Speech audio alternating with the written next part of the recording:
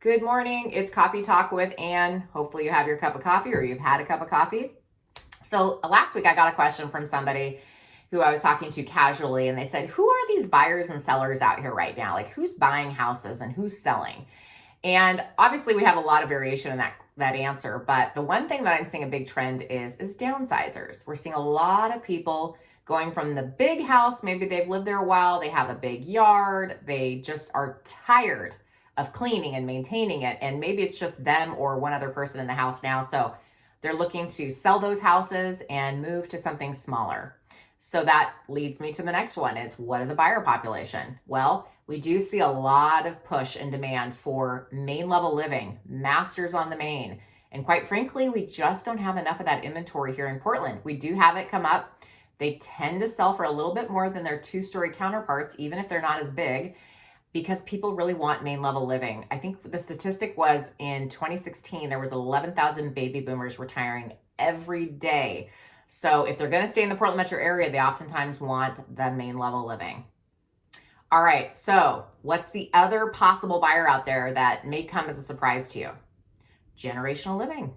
We have a lot of buyers who their families are combining together. They want to buy a house together. They want to live in those houses. They can get their money pooled together and buy the bigger homes and make it make sense for their families. So we definitely see a lot of people that are looking for houses where they have 2 master suites, maybe a living space in the basement or an ensuite somewhere, or even an additional dwelling unit. So those are really popular right now for a special group of people that are all looking to kind of combine household. All right, so what is a trend we're seeing right now in terms of if you do this improvement to your home, you're gonna see a big ROI? Well, it is outdoor living spaces.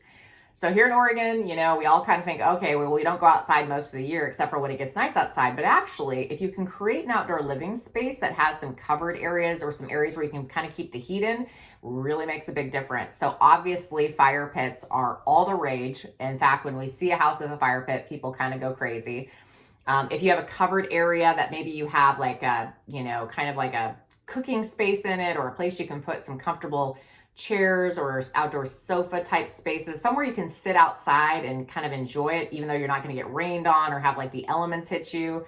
Anything like putt-putt golf areas or bocce balls or, hardscapes are really common. People love like the aesthetics of a hardscape. Like, we're all used to having a patio or an outdoor deck. That's always kind of the norm. But to create a space where you can actually be outside in different seasons of the year makes such a huge difference. So if you can put some money or some improvements into your outdoor living spaces, even if you have a small yard, I've seen some people take small yards and do some pretty fantastic outdoor living areas that make such a big difference. People want to be outdoors, especially since we've been cooped up so long these last few years. So create that outdoor living area, and I promise you'll get such a big bang for your buck.